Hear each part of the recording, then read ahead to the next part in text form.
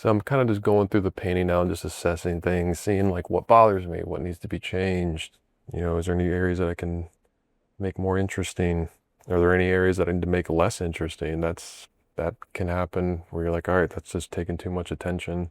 All right, welcome to Paint Coach. If you're new to the channel, my name is Chris Fornatero, and I help thousands of students every single month get better at oil painting through my online courses and tutorials. Now, this photo that I took in Tuscany, Italy, might seem very overwhelming to you. A lot of you probably like, where do I even start? There's so much going on. Well, in this video, I'm going to show you how I go about simplifying a scene like this and use atmospheric perspective to create depth. I think you're going to get a lot out of it, so let's jump on in. Got a 9x12 linen panel, put a wash of yellow ochre, and just a touch of ultramarine blue and burnt sienna just to kind of not make it so yellow. Used some paint thinner, wiped it with a paper towel, and my colors today are ultramarine blue, alizarin crimson, burnt sienna, cadmium red, yellow ochre, cadmium yellow, cadmium lemon, titanium white. I'm going to draw us in with a number 4 flat brush. It's got my mineral spirits right there.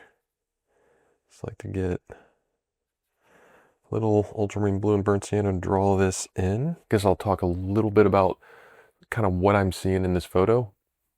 I like one of these crops kind of coming in and I just like that directional tool of bringing us into the painting. This clump of trees, I like how if you look at it, it's kind of like a triangle, like an arrow pointing us in. This is pointing us this way. This is pointing us down this way. I might, like these up here, these kind of shadow shapes, I might try and like choreograph that. I feel like the focal point is wanting to be somewhere in here. I might make it these really bright trees, kind of push that color up here a little bit and just having that contrast of against the shadow of these trees. I think that might work. I did this painting before and I made the focal point right here where this light touches that dark, but I think I'm gonna try something a little differently. If you don't know, like I like to make my focal points the only area where the lightest light and darkest dark touch. I like to try and put it where the natural lines of the scene are kind of pointing you anyway. And they're kind of, you know, these are pointing this way. It's kind of this whoosh, whoosh. I can kind of choreograph these, go whoosh. That's going that way. So this corner, I always try and make my focal point kind of either somewhere here, here, here, or here. Just in general. It doesn't have to be. It's kind of just rule of thumb. So start there, like, okay, that's kind of where I'll put these trees. Now, a little lesson, a little quick tip. When you have, like here, you have like these trees, and this is like a different kind of tree, that's a different kind of tree, these are different kind, that's different kind. A lot of times you kind of just want to choose one and kind of make it that. Then you can do different trees here and different tree there, but like when you have it all grouped like this, it just makes your life a little easier to just kind of simplify that. It's like these part here, these go straight, like those olive trees there. See how I got this long angle, go long angle, long angle. Really like to have something counter that, so I can kind of do whatever I want with this back here. So maybe I counter that and bring that, kind of driving your eye that way. I'm going to take a quick break here and assume that if you're watching this video, you're into landscape painting, and there's probably nothing more important to know with landscape painting than composition. It's the first thing you do in the process, and I always say if you don't get the composition right, it doesn't matter how well you paint your painting. That's why I've made my free composition coaching guide. It's a series of short, easy to understand videos that simplifies composition to something that you can actually implement in your next painting. If you want to check that out, I'll put a link to it in the description of this video. So I just want to lay in some darks. I'm going to start with these trees here. Mix up a green. Get some ultramarine blue, cad yellow. It's going to give us a green. I'm going to push a little bit of crimson, desaturate it. We're just doing the shadow. Pushing this a little bit cooler. Because these trees are kind of far away from us. So kind of pushing this, a little bit of white. It's going to be a bit, atmospheric perspective is going to be a big thing in this, of kind of choreographing the, like how warm and cooler, you know, getting cooler and lighter. Don't worry if you don't get this color perfect right off the bat. I don't even know if I have it right off the bat perfect. So I'm always kind of trying to stay aware of like which plane I'm on. I'm kind of thinking of it like these trees, this hill, like all of this here, the darks are going to be the same. Then the darks are going to shift a little here, and then they're going to shift a little there. So I can kind of take this shadow color, push a little blue, but also push a little red. Because first color that drops out is yellow, then red. So maybe the red hasn't fully dropped out at this point. So you don't want to just go straight to blue. You want to save that for a little further back. Also playing with the value, with pushing a little white.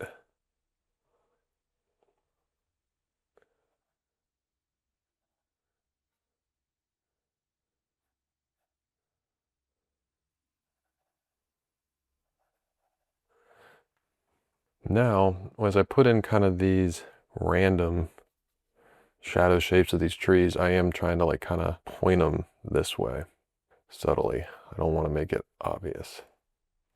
All right, now we're moving in further back to these shadow shapes back here.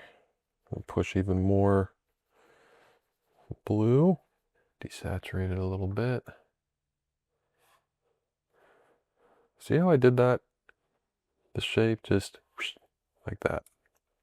This is so far in the distance that I'm trying to keep it simple. And a lot of times, not a lot of times, but all the time, horizontal strokes sit in the distance. So I try and purposefully use horizontal strokes when I can. You see how just like for what we put in, it all like driving your eye to right here. See, now what I can do is I can start with my focal point if I want to. Get some yellow, some blue. It's going to give me a green. Use a little bit of cad red to desaturate that a little bit.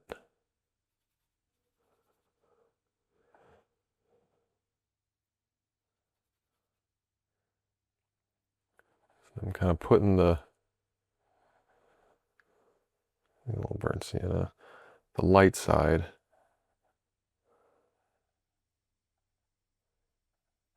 of these. And you can see how I can come back in and kind of put trees wherever I like within these dark masses.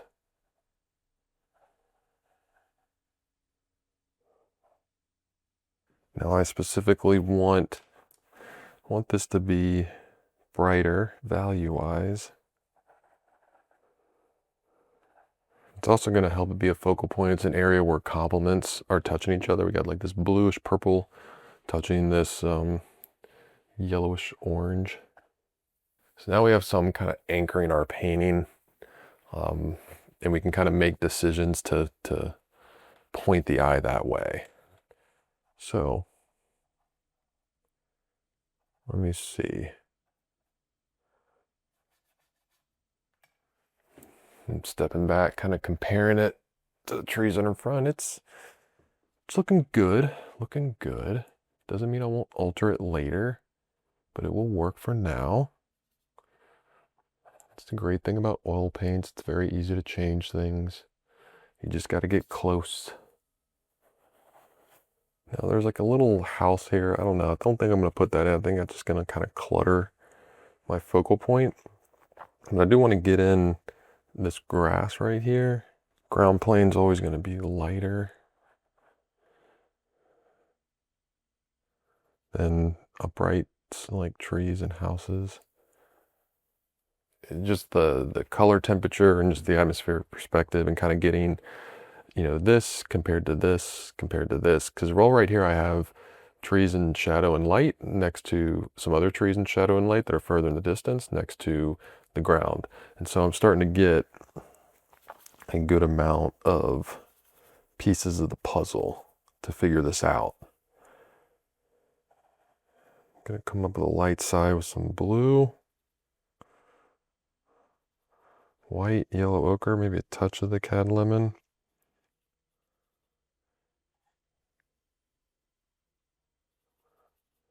You know, the shift in color is so subtle.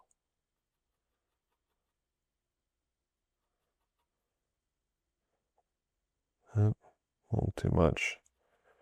Push a little blue. Get some tops to some of these masses of trees here, just a little bit.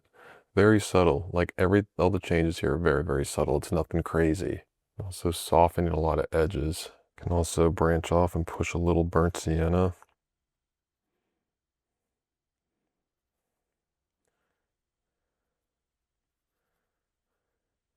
Get some of this dirt, maybe even the slightest touch of crimson. Ooh, don't want to do too much. Get that dirt color and distance and blend it right into any of your grass colors. Gonna get a soft edge on this horizon. It's so far away. And even just bring some of the sky color down into here. Just trying to dial that in, and you can see I'm not going to paint individual trees. I'm going to block them all out together.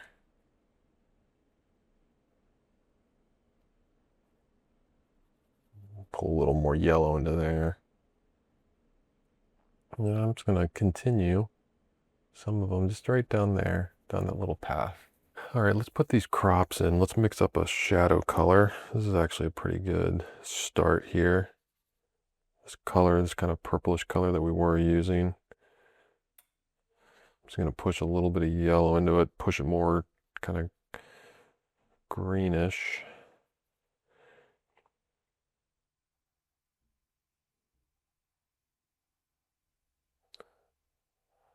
So that's the shadowed side. Now the light side, it's like this vibrant green. So I'm going to be able to communicate these crops just with two values, two colors. Light and dark, that's all I need. Now in between them is going to be, it's going to be grass, similar to right here, which I actually feel like I can make a little bit lighter now.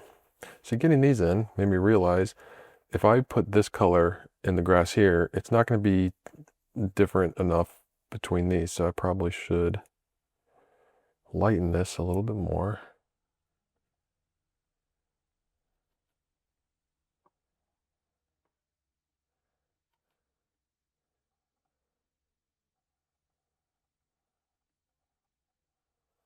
It's okay if some of the tone of the canvas shows through. It's a good kind of natural ground color. See, it's not about like copying like exactly what you see. It's about like kind of picking up on patterns that if you put in there will communicate what you want. I'm also letting these be pretty soft. So everything's in the painting now. Now this is the really, really fun part where you get to kind of pick and choose like what you want to do now. If you want to put in houses, you can. Like I'll show you how to do that. If you want to get some, kind of taking this purple color that you have, maybe pushing a little bit of burnt sienna into it to warm it up. And just putting the house there. Remember this face of the house is in shadow, so it's not super bright. You got to be careful where you put these because you don't want it to end up becoming like a focal point. So I'm kind of just going through the painting now and just assessing things, seeing like what bothers me, what needs to be changed. You know, is there any areas that I can make more interesting? Are there any areas that I need to make less interesting? That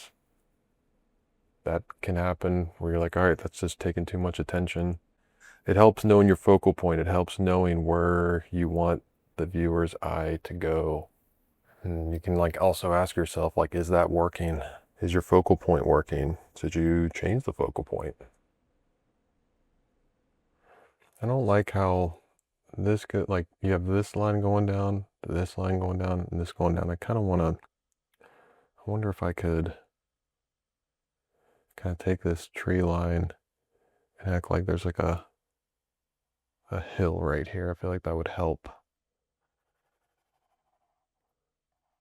Yeah, I feel like I'm definitely liking that a lot more.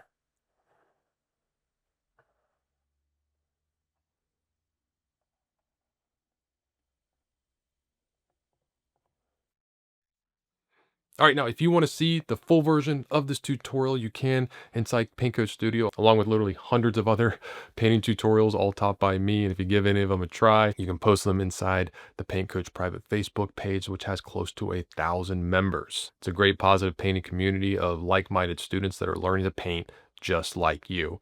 If you want to give it a try free for 7 days, you can. I'll put a link to where you can do that in the description of this video. All right, I'm Chris Fornatero here telling you to go get painting.